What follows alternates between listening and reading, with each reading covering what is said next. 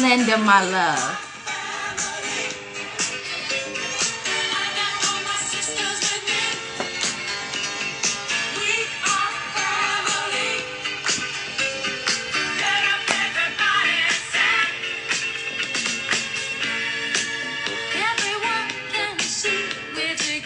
I have been waiting for this one too.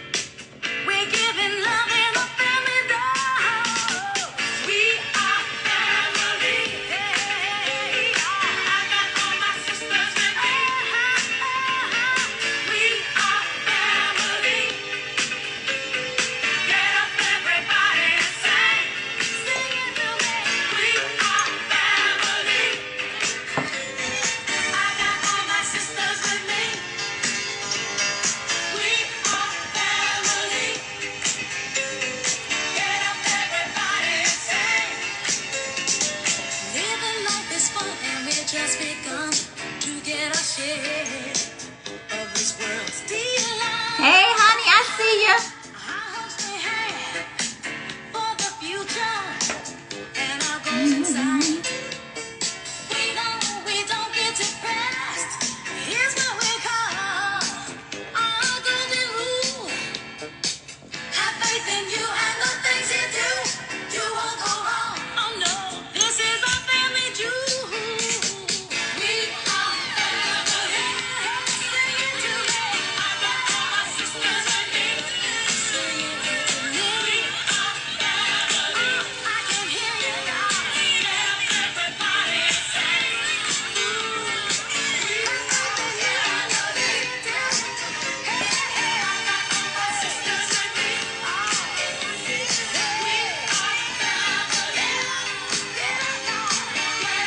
Yes, we are family.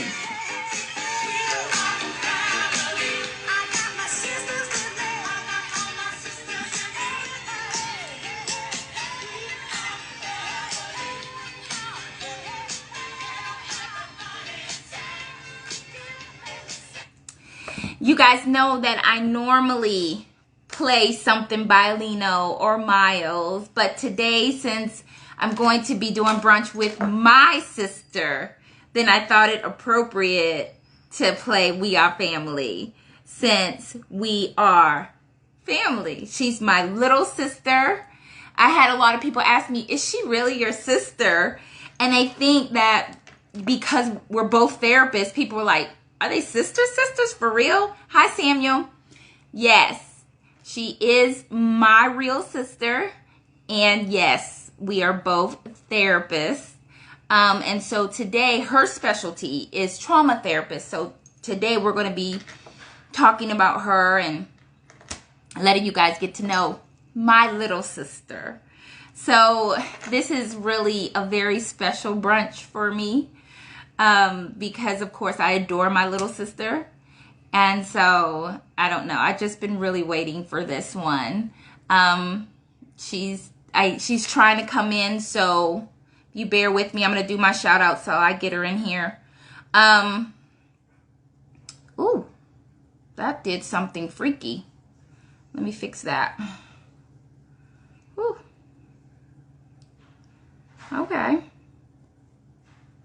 Oh, that changed things. All right, you guys, bear with me. I'm not used to. Oh, no. Okay.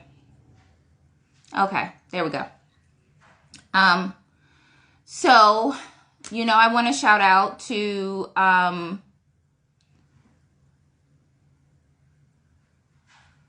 oh, there we go. Ah, got her. I got you, sister.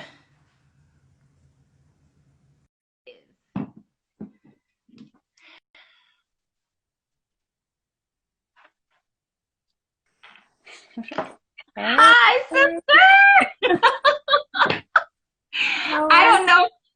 I'm great. I don't know if you can hear the intro, but I played We Are Family. Ah. Yeah. Sorry, I was trying to figure everything out, and how I am. Yeah, well, I'm just glad you're here. Yeah. I want to say hello to Trust. She just came in. Hello, Audrey. They just came in. A lot of people have been waiting for this one, Okay. including myself. So, how are you doing today? Oh, good. Tired, but good. Well, Yeah. you look amazing. Well, thank you. You too, as I always. appreciate you. Thank you. I appreciate you doing this for me. Because I really do adore you, and I really want my followers to see my sister. I'm so proud of you. Oh, thank you. Okay, so we're gonna get started. Okay. Okay, all right. So as I told them, because I had a lot of questions, people were sending me questions. Is she really your sister? So yes, this is my sister. Okay, not my play sister, my actual Right. sister. Yep. All right, so just putting that out there. So I want to give a brief biography of you, who you are, how you came to be the beautiful young woman that you are today, so that people can get to know you. Yeah. So, let's see. Where do you usually start when you start talking about yourself? But so yeah, originally from DC, Maryland area.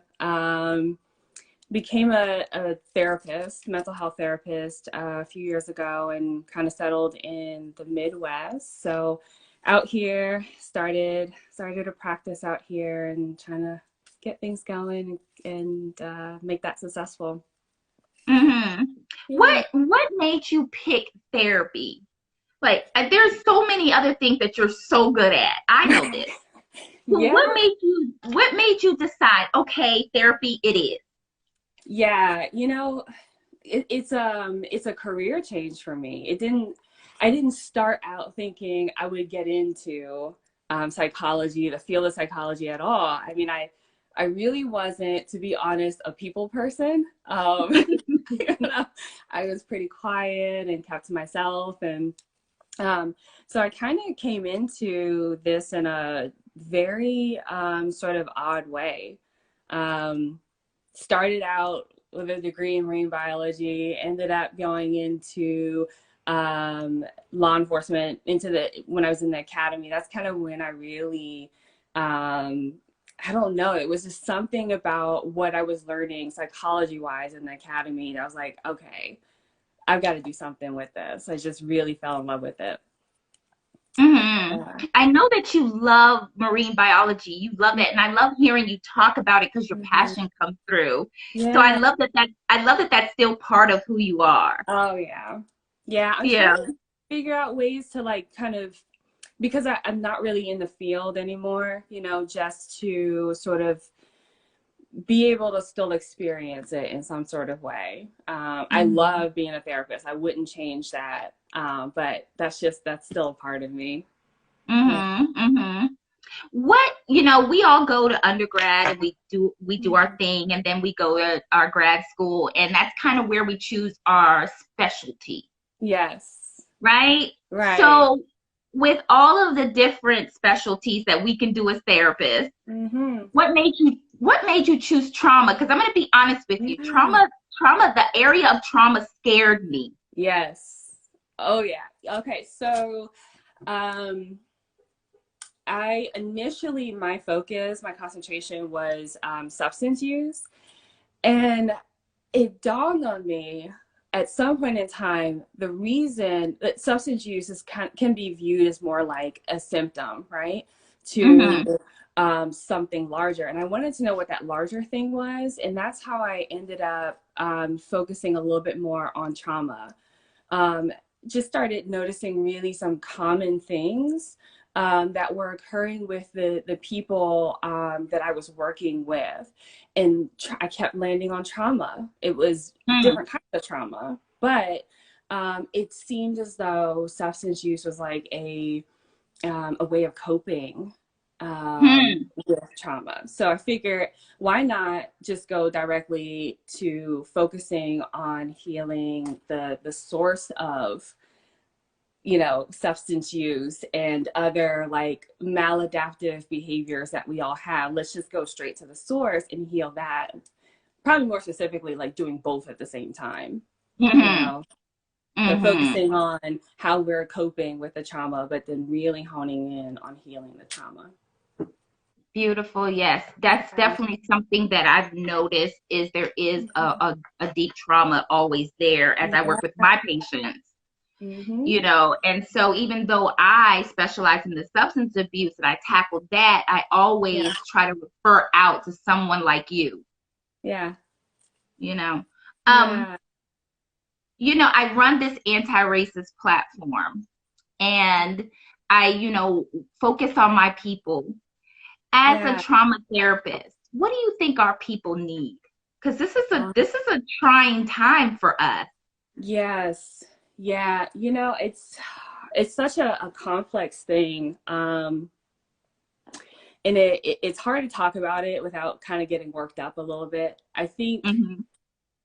I think there's a number of things that needs to happen. So trauma wise, we're walking around, we're carrying all this historical trauma with us. And, it's constantly being brought up, and we're kind of like the wound keeps opening up every time someone denies that something is happening to us, Hmm. or they blatantly do something, or the system is kind of still shrouded with this racism.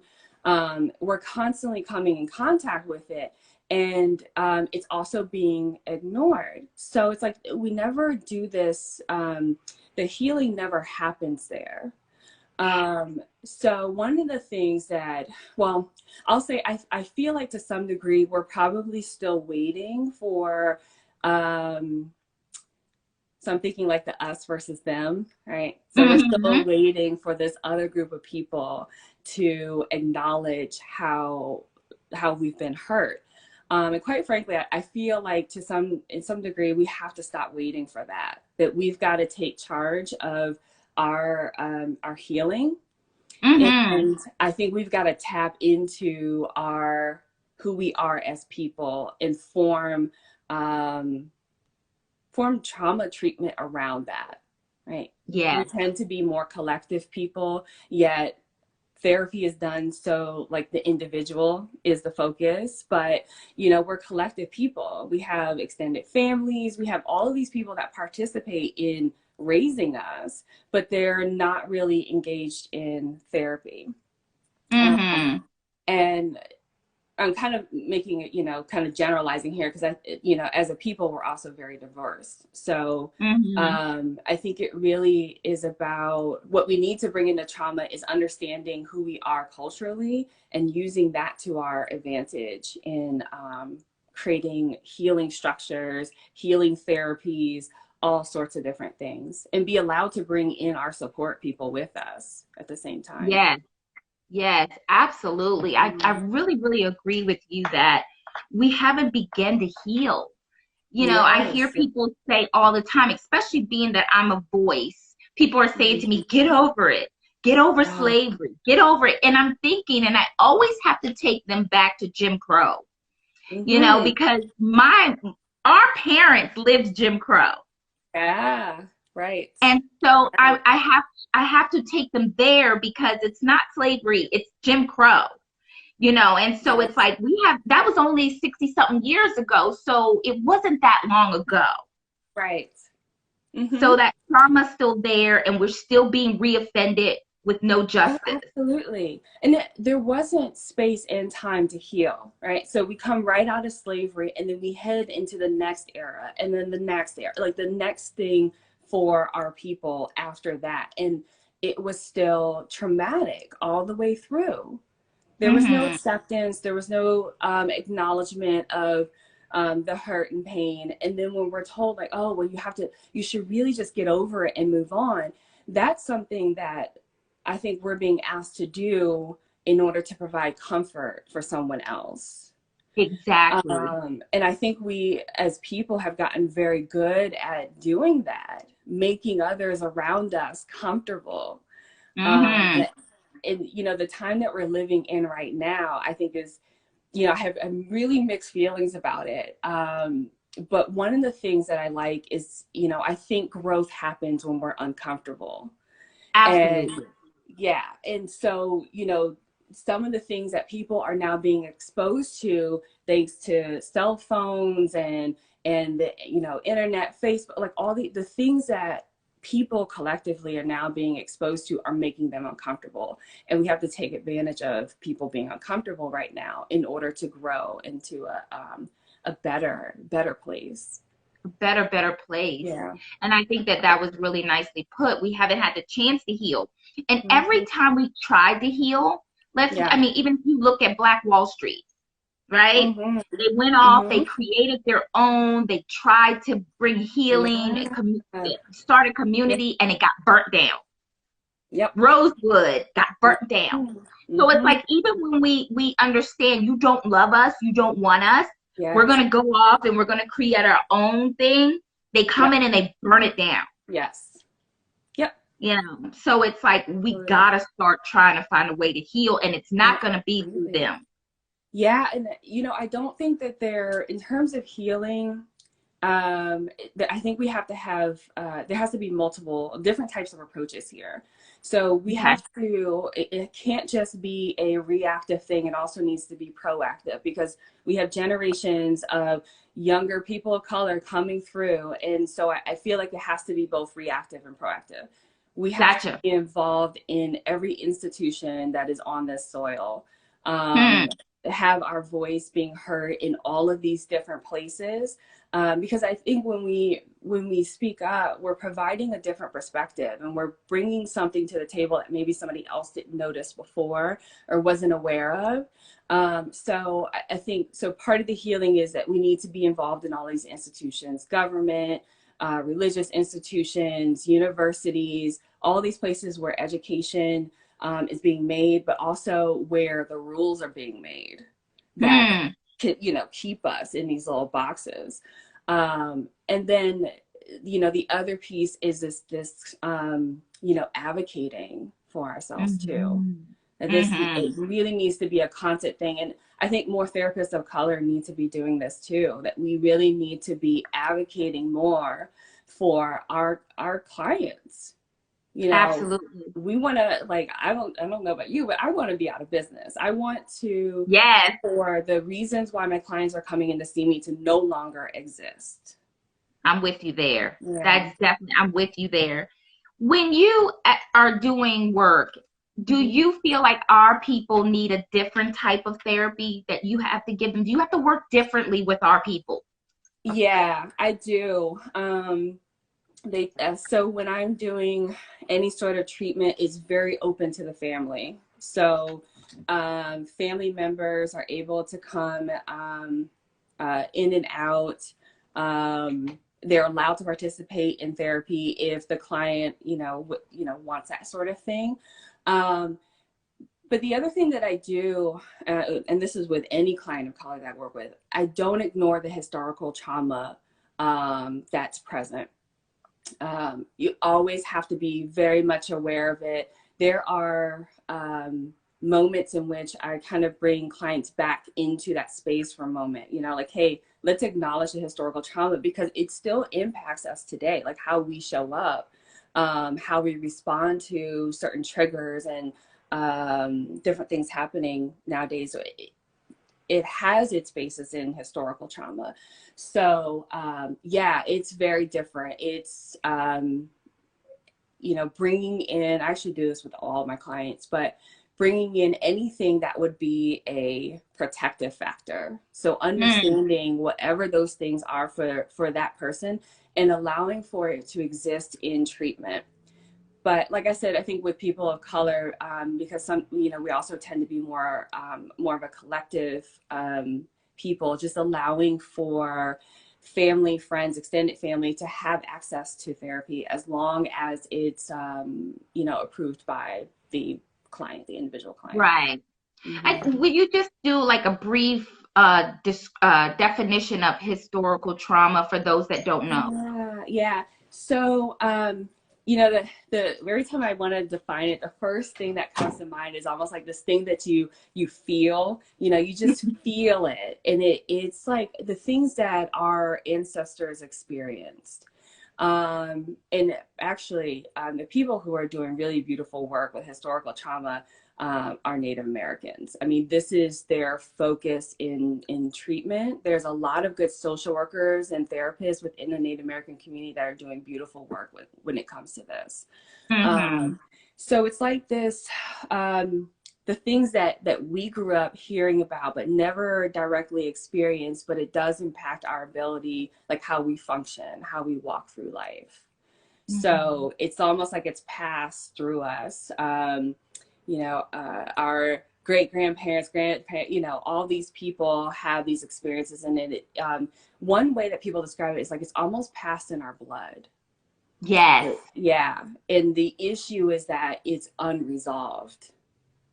It's just Mm-hmm. unresolved. And like I said, I think part of it is that, um, part of it is I think that we're waiting for people to say, oh, I'm sorry, what we did was wrong. It shouldn't have happened. Yes, that would be lovely. But I think now we have to kind of take charge of it, take control. Absolutely. Absolutely. And that's a good way to put it. It's almost, like it comes through genetics, kind of. Hmm. And I Yes. don't think people realize that. They think, Oh, oh, it didn't happen to you. yeah. And it's like, really? Yeah. Yeah. So, But we were um, raised by the people who were impacted by the trauma that we didn't experience. So exactly. we have generations of traumatized people raising other traumatized people. Thank you. So It can't yeah. be put any better than that. Um, as a black woman, you've Hmm. worked many careers. You worked in the marine biology field. You've been a police officer, Hmm. which I want to know your view of how you see. You have a different lens as you Yeah. watch the Yeah. news, right?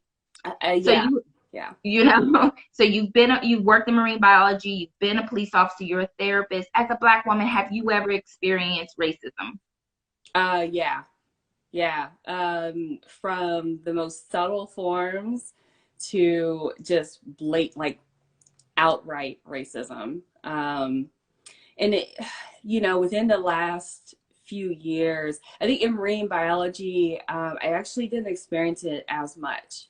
It was, it wasn't terrible, right? It was more like, oh, you don't really see a lot of black girls in marine biology, and Mm-hmm. oh, well, black girls dive, like it's just like you get those kinds of things, and those are the things I kind of like laugh off a little bit because it's like I like that I'm disrupting what box you think I should be in. Uh, Yes. so I'm okay with that. But, um, law enforcement was hard. And the type of law enforcement that I was in was even more difficult because there aren't a lot of women. And then here comes this black woman. And, a lot of the experiences I had were people, my coworkers, my fellow officers reminding me of that, Mm. um, made me feel really unsafe. And then there was, um, two moments in which it was like flat out just not okay. Um, Hmm. and it was never violent, but suggested that violence is something that could potentially occur. Um, Hmm. so, growing up in a law enforcement family and, even being, having other officers participate in raising me, this is not Hmm. what I understood of law enforcement, and created a very different image than what I was comfortable with. So I left. I just couldn't imagine spending 15 years doing that. Um, but I feel like I'm in a weird space because I understand, um, I know good officers and I know people who go into law enforcement for good reasons. I also know officers that should never have been officers in the Hmm. first place. Hmm. Um, and I feel when I when I view, kind of going off on a tangent here on law enforcement, but you know, they, okay, this is probably going to sound a little controversial, but Okay. okay, law enforcement is not the problem, right? So Oh, I'm saying that because they are, so they're at the bottom. Who's at the top? So we have the people who are creating the laws and all those types of things that are above the police. So the police become a tool for these people. true. And you know, police officers are people. They're being raised in the same education systems that we are, that are racist. They're they're exposed in the same communities, experiencing racism. And then we expect for them to be different when they're carrying a badge and a gun. And I don't disagree with that. They should be different. Absolutely should be different, because now they are supposed to protect us as a community, but they've been educated under the same, in the same ways that we've been educated. Mm-hmm. And so I think we forget that they're individuals. We also forget that we have people of color who are also officers who are experiencing a very interesting time right now. I mean, always have, you know. Yeah. They experience racism in their departments, within their departments. Um, so, you know, I think we can't forget them, and we shouldn't neglect them either. And they're in a really tough place because they want to serve their communities, but they're also experiencing difficulty on their departments. Mm-hmm. So kind of moving away from that, I think in almost every setting I've ever participated in, I've experienced some form of racism. Mm-hmm. Even in my education, the institutions that I participated there, attended, you know, finding swastikas all over the place, you know, being called names, you know, all those kinds of things. So yeah, I have, Mm-hmm. unfortunately. Hmm. I know as a therapist, Hmm. I work with a mostly white Hmm. patient base. Yeah, yeah, And I noticed that when I walk into the room and they see me, it's n not always, but sometimes it's like, yes, oh yes, you yep, know, so it's almost like, okay, yeah, you're gonna be my therapist. And yeah, with some of them, I have to fight their belief of me being less intelligent oh yes, first. yep, yep. I've had that experience. I've also I've had some experiences where people did not want to work with me upon finding out that, you know, I am Black. They were like, "Oh, I don't feel comfortable with that." You know what? And that's okay. But I've also worked with quite a few families who would identify as being members of some organizations in this country that are focused on race division, let's say. Yeah. And we worked well. We worked fine. We understood where each of us stood. But I was really surprised that they were okay with me working with them, even though they also made it known that, you know, hey, this is just how I am. This is how I feel. This is how my family is. Hmm. I was very surprised by that. But that's something I've encountered actually in the Midwest, more than, of course, on the East Coast, which is I don't really feel comfortable. You know, I would rather have someone that looks like me, but that's what we do as well. You know, we're going online. We're like, I need to find a Black therapist. I need to find someone that understands me. So we, you know, we do it as well. So I Yes. don't think too much into it. Right. I Yeah. mean, and you know, some I've worked with where they've been part of biker groups, or they have told me that they've been in the KKK, and I've had to sit through what we used to call list work, where Yeah. they would give their life story, and I was like their co-pilot in this. And I remember I worked with a gentleman for a really long time, and he looked at me before he gave his list work, and he's like, "Jade, I'm sorry," but you know, he knew that he was about to say some stuff that would be hard for me to listen to, with Yeah. him being in an Aryan Brotherhood life. Mhm. So I felt like my connection with him also kind of changed his view of Black people as well. Just, Yes. to throw in something that Yep. positive that can come out of this. Mm-hmm. Um, I actually think that that's really important. And so now living in the Midwest, these communities are very isolated and they're also not very diverse. I'm just, mhm. specifically the area that I'm in at this moment is like that. And so I think with a lack of experience and interaction also comes ignorance of certain Yes, things.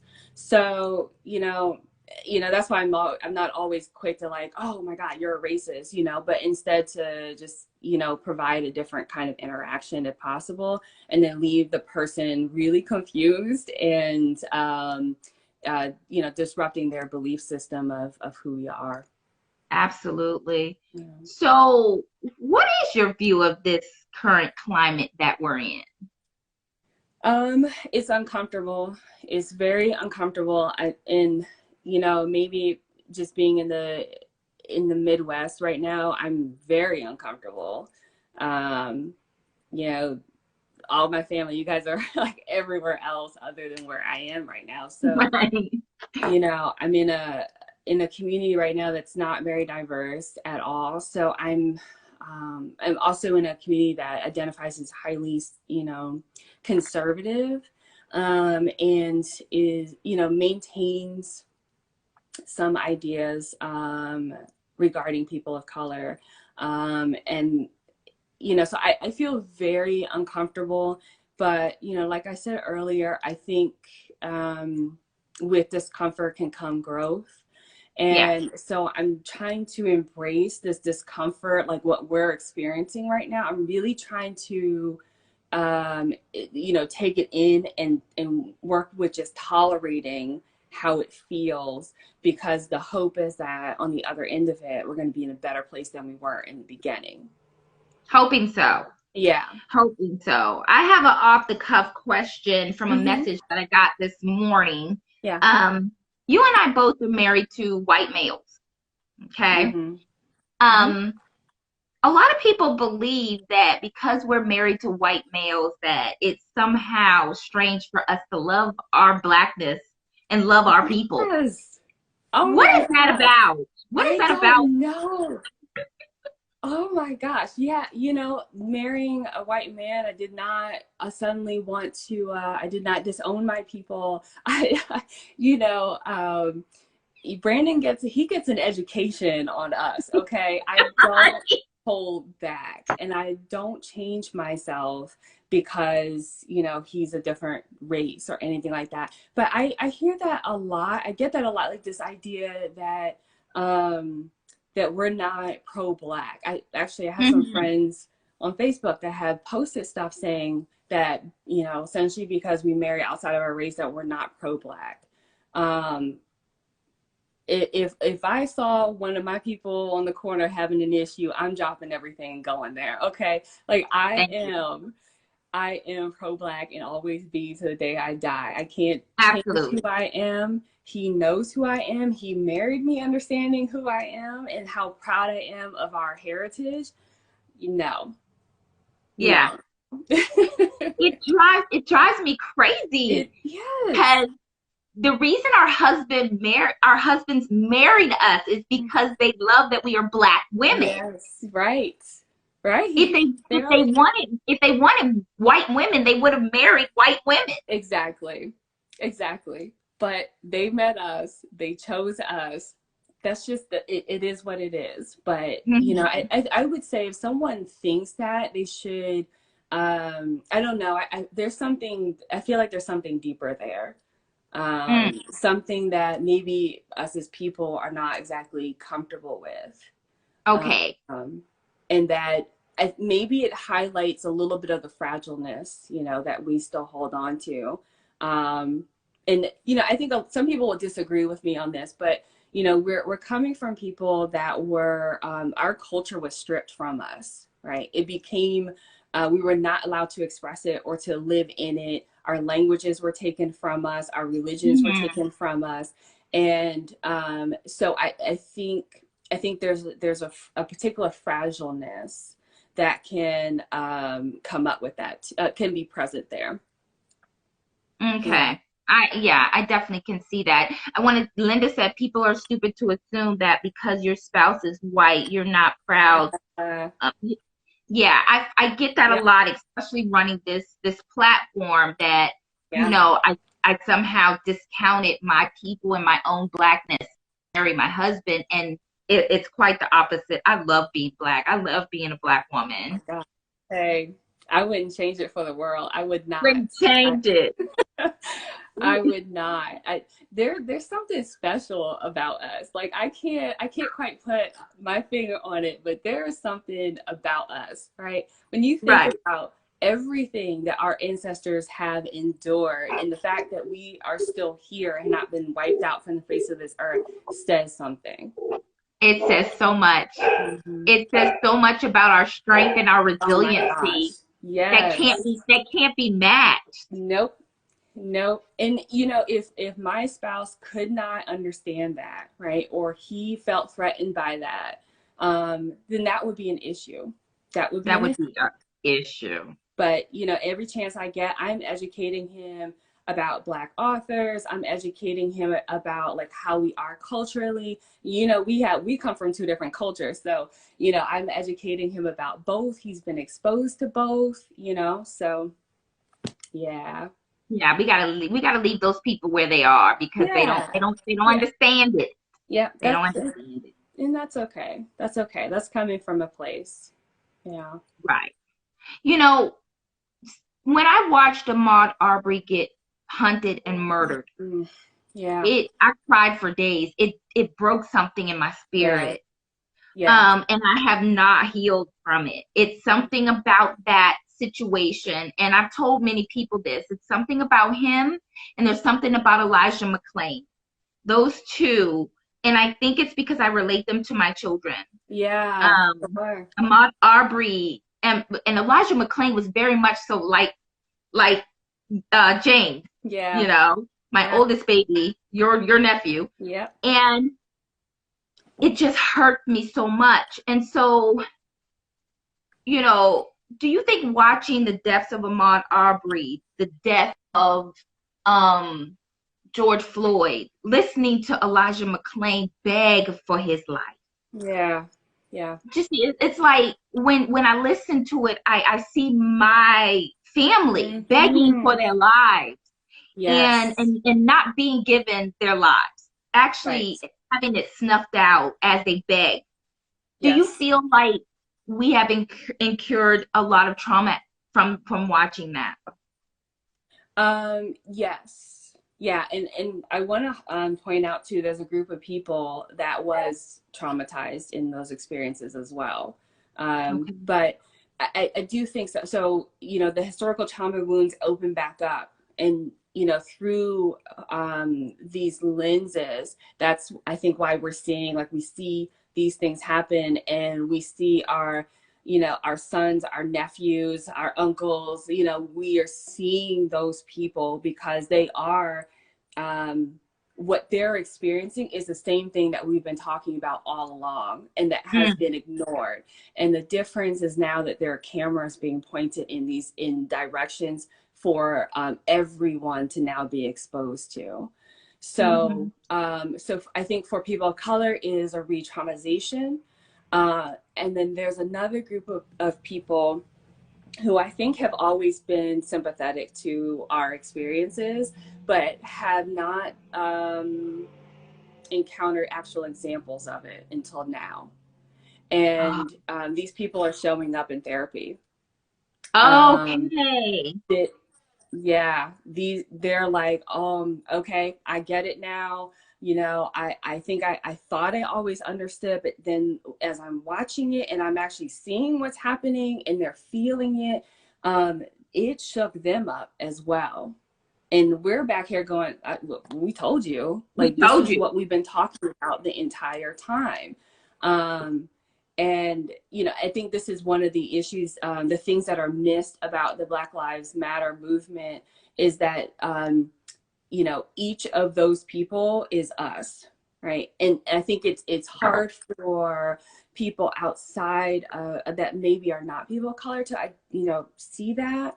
But, like I said, we're collective people. So as we're watching videos of us being hunted down and begging for our lives, like, see, I can't even say it without saying our, I know, I you know. know? So, so Yeah. yeah, so now we have now even another group of people who has experienced trauma being exposed to this. Hmm. And yeah, yeah, they're getting it. They're understanding it to a point, right? They're never going to be a person of color. So there's a limitation to their understanding. And I think we have to Hmm. be okay with that. But they're coming to a place of really like, okay, we're on board. What do we got to do? Hmm. Yeah. I really am struggling with, after I watched George Floyd and I watched this man that was on his neck not feel anything as the life went out of him. And I'm watching Breonna Taylor's people, and I'm watching, and I'm like, is anyone ever going to hear us? Yeah. Yeah. And I think that's where we're all at. It's like, what do we have to do to be heard? Yes. Yeah. Um, the word that comes to my mind is value. And there are moments where I think that even as a community, we can do better with valuing each other, Mm-hmm. and expressing that outwardly. Because so what I'm hearing from other people is that their interpretation is that we don't value ourselves. So why should they value us? Ah. I think it's BS, to be frank. But I think there is a part that's in which we have to really exude or kind of like um, oh, what is it? And we just have to show that we value each other and that our lives are worth being valued. And then we have to be persistent with that. We have to demand that we're valued. I'm thinking Mm-hmm. about these experiences that we have out in public or in our workplaces, in which someone does something that is not okay. They say something that's not okay, that is offensive to us, but we immediately go into this place of processing, like, okay, wait, I need my job. If I say Mm-hmm. this, it's going to be taken wrong. What if I'm looked at as the angry Black woman? What, and that's not the place we should be in. I should be able to Mm-hmm. say, look, that was inappropriate. You shouldn't have done that. You shouldn't have said that. And by doing that, I'm letting this person know I value who I am, and you're not going to do or say anything that's gonna tear that down. Absolutely. I really love that. Linda said, and I wish I could get the comment that April made, but I know she'll make another one and I'll get it. I pray that they will eventually hear us, but I fear that's a long way off. Yeah, so I don't disagree with that. So this Mm-hmm. period of uncomfortableness that we're in right now, um, it's like a pendulum swinging, right? So we're in this extreme. It's going to have to go back into another direction for a little bit, um, and before it kind of like settles down into a nice neutral place. I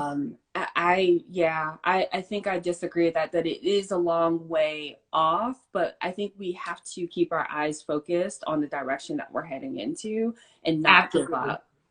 Not give Absolutely. up. That's the thing, is not to give up, because I remember that's what Ice Cube was saying. He was like, don't let this die down. Because as Yes. soon as we let it die down, we go back into this place of Yeah. going back where we were. We Yes. regress. And Yes. that's what we Absolutely. don't want. But I do like that you said that we have to start valuing each other. We have to start uplifting and empowering and educating each other. Mm-hmm.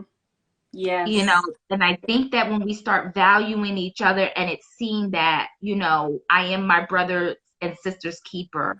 Mhm. Yes. Oh my gosh. Absolutely. Absolutely. Yeah. Black women are, the pillars of our communities. Mhm. They hold everything together, And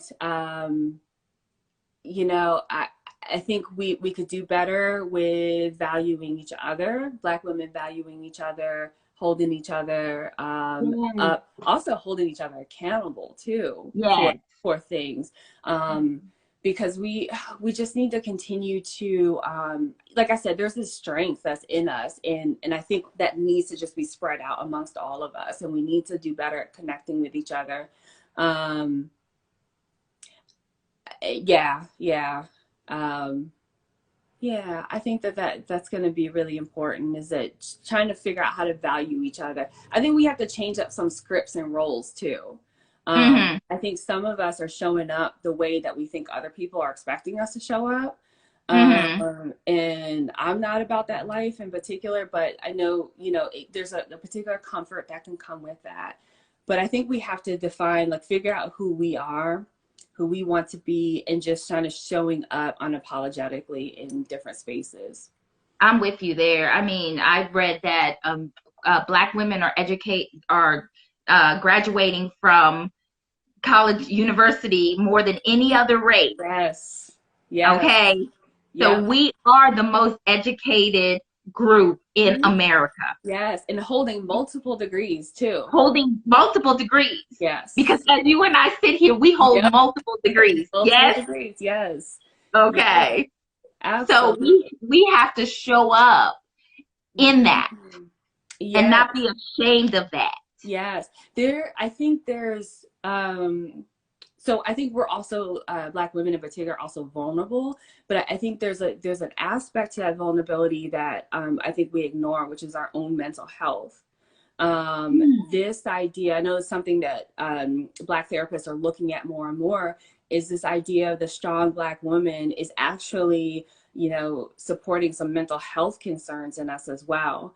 And it's just this expectation that we're always supposed to be strong and have it together and make things work, um, ignores the fact that we're also very vulnerable. And so I think I like these organizations that are popping up that are focused on helping Black women connect with therapists, connect to someone, because we've got to that's where the healing has to happen. Mm-hmm. Absolutely. I'm definitely in favor of that. As a people, how do we survive this and come out okay? Yeah. In your opinion, how do we come out of this mentally healthy and continue Oh, to improve as a sure. people? Sure. Yeah. I think that the first thing we have to do is toss out the idea of anything normal, because what we're stepping into is going to be a new normal.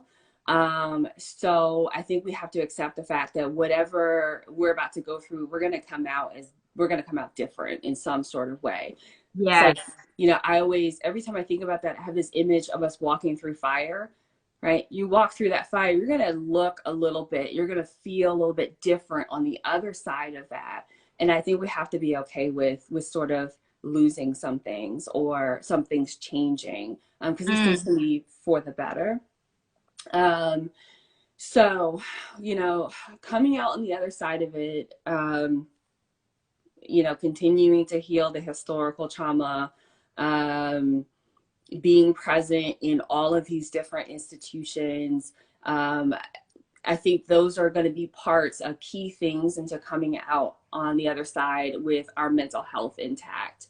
Um, I think on the other side of this too, um, I think we're going to have to acknowledge our vulnerabilities as not being weaknesses, Mm. because like I said, we're walking through fire, and so when we come out the other end of it, there's going to be some wounds, there's going to be some things that are going to need to be healed, and there are going to be people that need our help more than others. There are going to be people that maybe we're used to helping us, not be available to help us because they have these wounds that they're having to tend to as well. So I think Mm. there needs to be some overall acceptance of, you know, we're going to all do this together. We're going to come out on the other side of this together. We're going to need to do some healing in order to reap the benefits of what we've gone through. But yeah, I think there's got to be a lot of love and acceptance and lots of compassion, um, willingness to do something different, to think differently. I think that's the other thing too, that prevents us from healing, is that we hold on to these rigid belief systems about Mm-hmm. ourselves and about the world. And change doesn't care about any of that. No. So I think on the other end, you know, next to compassion and love and acceptance, it has to be flexibility, that we're going to Mm-hmm. also have to be okay with um, um, constructing and reconstructing some belief systems for our own survival and healing. Absolutely. Absolutely. I mean, I'm so proud of you starting your own practice. Oh, thank I, you. I don't know. I don't know if I said that to you or not, but I truly am so Yeah. proud of you. And I brag about you constantly having your own practice. It's not easy. Oh, And no. you're a young person holding your own practice. Yeah. That Yeah. that to me is so monumental, and I'm so proud of you. Oh, thank you. Where do you see yourself going in your own practice? What are your goals? What do you want? Yeah. You know, um, what I see it is just a place where, you know, I want to continue to be focused on trauma healing, and I want my practice to be a place that is safe enough for anyone to walk through the door and feel safe. And, you know, I want my practice to be a safe place for people who are kind of living on the fringes of our societies as well.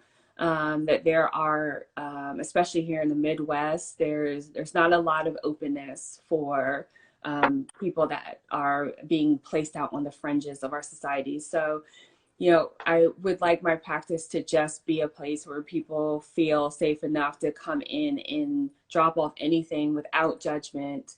Um, yeah, you know, I just wanted to, when I think of my practice, I just think of it doesn't even belong to me, right? It belongs to Mm-hmm. everyone that is coming in the door needing a place to just heal. Mm-hmm. So I just see myself as kind of keeping this thing going until it's not needed anymore. Mm-hmm. Do you have a specific age group that you like to work with? Because I'm all about adults. Do you work with Yeah, children? I do. Yeah, okay. Children are harder than adults.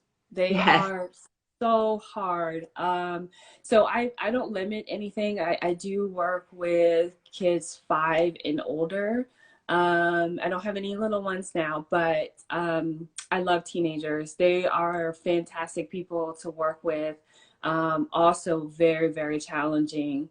Um, there, I mean, just especially the teenagers that are, you know, that we have these days are impressive people, highly misunderstood, but very, very impressive people. But yeah, I really enjoy my adult clients. They are just beautiful people. It's honor. Mm-hmm. I'm just really honored to work with them. Mm-hmm. Do you prefer children or adults, or you either? Is there a Um, preference? I not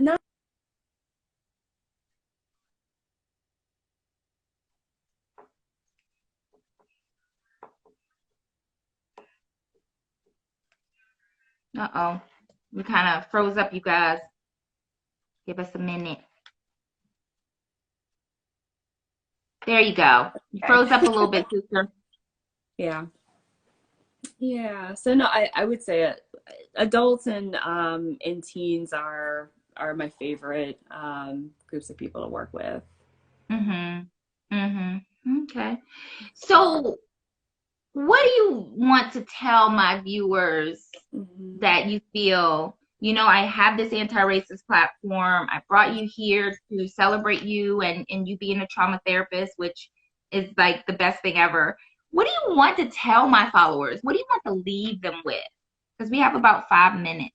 Oh gosh. Oh, I don't It went know. so fast. It did. It did. You know, I would say, well, okay, from mental health perspective, you know, make sure that you all are taking care of yourselves. Um, I like these. I try to focus on 3 different components to just becoming a whole person. So, make sure you guys are taking care of your mind, body, and your spirit, whatever that looks like to you, that you're caring for those things, because we're in a trying time right now. And, Mm-hmm. we need people to be healthy and be able to do this, move forward in life. Um, yeah, I would say that's the biggest thing, learning how to take care of yourself. And when it comes to, I like this message of anti-racism, because um, that's a different message than what we've been focused on for so many years. Mm-hmm. That it's not enough now to not be racist, that you also now have to be anti-racist. And You so I have love to be. that you are pushing this direction here. And I really want people to allow themselves to be uncomfortable in these spaces, because that's where the learning is happening and that's when the growth is happening. So if there's something that you're uncomfortable with, that's where you're supposed to be right now. So, be there, be present, learn. And then also, even if you're talking to one other person, help them to understand what it means to be anti-racist. Mm-hmm. Really expressing to them, no, this is what this means. And then you also embody that. Yes. Yeah. I think that that's the big thing is you also live it. You can talk Yes. about it as much as possible, but you also live it. Yes. And Yes. so that's an important component. Mm-hmm. So Yeah. I want to thank you for giving me your time today. Thank Anything you for for you. doing this. I was Yeah. so excited. I hardly could sleep. Yeah. You Well, know, anything I for did you. text Dad though. I text Dad Yeah. and told him I was like, Well, I hope you no, get. Yeah. I'm Yeah. gonna send it to him so he Yeah. can watch it. He Yeah. was so proud. Oh, So, good. uh-huh. Well, thank you, sister. I appreciate your No time, and problem. I'll be talking to you, and I love you. Love you too. All right, bye bye. Bye.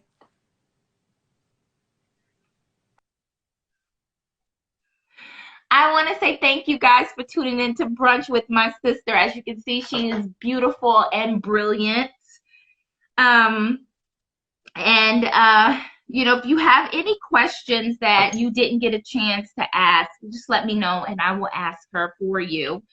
Thank you guys for tuning in to this brunch. Oh, there is a question in the question box. Damn it. April, I'm going to ask her this question.